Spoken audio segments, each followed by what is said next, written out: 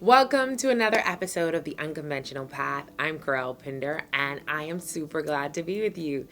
The last time I talked about film, I talked about how I got into filmmaking, and I promised that I was going to make a video that was just about Easy Love and how I got into that project, which is the first narrative project that I would have written. So I talked about the first film that I did, which was a documentary.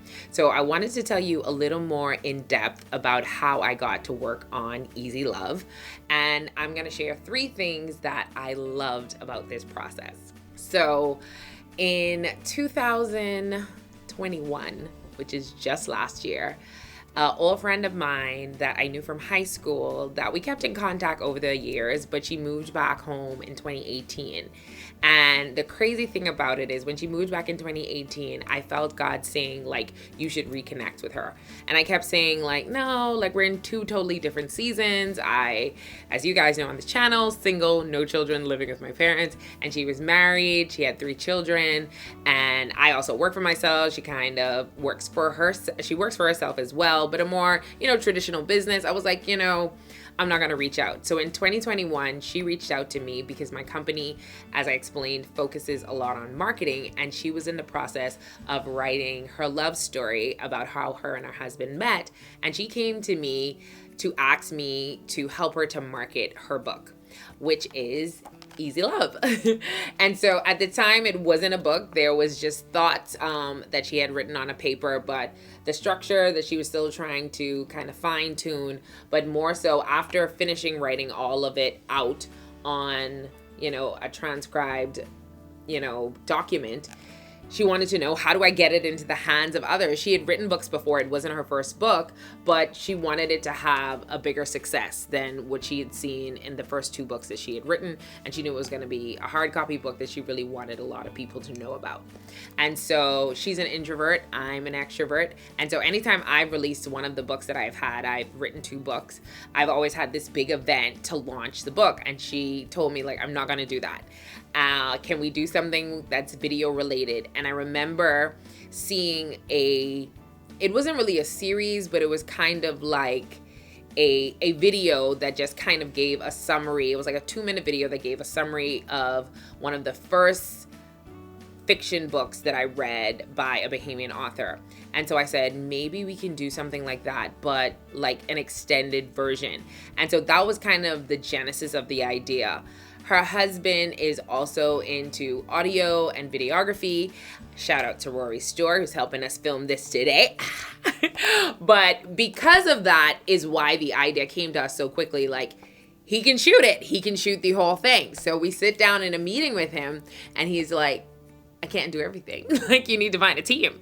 And so we're like, we got it. So I talked to you guys last week about Alfred Anderson, who had shot all the montages for the plays that I had done starting from 2014. So I said, okay, her husband can do audio because he's an audio engineer. And then Alfred would be able to do video. And then I would just tap into everyone from the theater who can help us to work on all of the other production aspects. So it went from a little small preview of what the book would be about to 4 episodes of a full-blown production. And it was just amazing. Like, because we were asking everyone to volunteer their time, that is why we had to shoot it in 5 days. But because I had been in a filmmaking program, I'd learned about Studio Binder, which basically is a production schedule. So it helped me to be able to schedule all of the locations in a tight time frame. Another thing is we had a few weeks of practices. So even though they shot it in 5 days, the actors had been with us weeks before, coming consistently to learn their lines, getting direction from me. So it really was just direction on set, nothing about remembering lines or blocking or anything like that, because all of that was done during rehearsals. So the 5 days was just solely committed to shooting.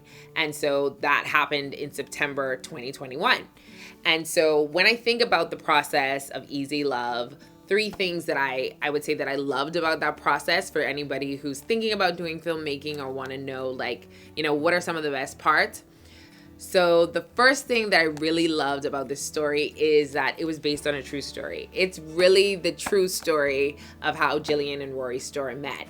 And I loved that because I had never written something that was a true story. And so I think people connect on a different level because they fall in love with the characters, they fall in love with the love story. And then when they find out it's a true story, they're like, oh, this really happened. And it makes the magic so much better to know that like it really happened and to kind of see it come to life. So even, like I said, from the beginning though, so the characters that are on the book are the actors that are in the web series. So we knew from the beginning that we were going to brand the book, the series, everything around what we were creating from that first meeting. So I was so glad she came to me before she wrote the book, because sometimes people write a book and then they ask people how to market it, but she was still in the process of fine-tuning writing the manuscript of the book. And so we were able to just have a complete package of the branding, which I think helped so much. So seeing that true story come to life, and it gave me a new challenge when it came to me as a writer. So as a screenwriter, I usually have a story in my head, a creative story, and I do the outline before I write the story. But with this, there was the true story. There was the true story and how she added some fictional pieces into her book. And then there was going to be the script that I had to actually film. And was I capable of filming it because we live in the Bahamas and a lot of it took place in Tennessee. And so presenting myself with that new challenge of learning how to write from a true story was something that I loved, and then watching it come to life. The second thing I loved about this experience was giving so many creatives in the Bahamas the opportunity to work on a film set. I remember our lead actress is actually a professional screenwriter. She has a master's in screenwriting. And so when I asked her to act, she was just like, I don't act, so I don't want to do it. But she said, I would love to be on set. So please keep me in the loop of when you film this, because I've never been on a real film set. So I just want to help. And so I couldn't find anyone to replace her. And so I was like, you're gonna act in this. But we gave the opportunity to so many other people who had been a part of the theater for years to now be on a real set. So people who were able to work lighting, who were able to work grip, who were able to work in costume, who were extras on set, who were working as cinematographers. Like, we had that opportunity for them to work on a project, and then we were uploading it to YouTube so everyone around the world can now see their work come to life. So getting that community together and allowing Bahamians to be able to work out a craft that they always wanted to do, but they don't get to do every day because these opportunities don't come every day. Seeing that unfold, I love that. And the third and final thing that I loved about shooting Easy Love was I learned so much.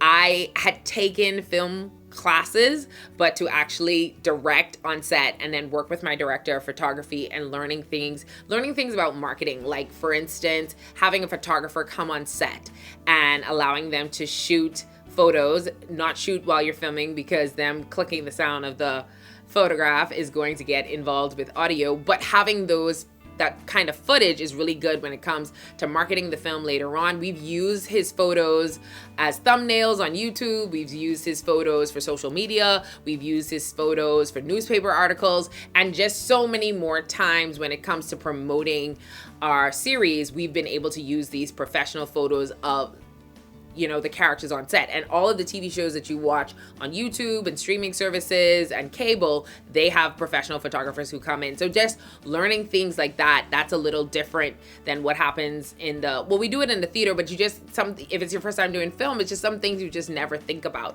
And so I think that there was so much I learned when it came to directing, when it came to producing, when it came to budgets, when it came to location scouting, when it came to just everything about learning about filmmaking. And so if you want me to go a little more into depth of doing a video maybe on what I learned or things that doing this process will teach you about filmmaking, or things, or maybe the community and the type of people, the different people you need to be on a set, I could go through and detail the different roles and what they do. Let me know in the comments below if you want to learn more about that.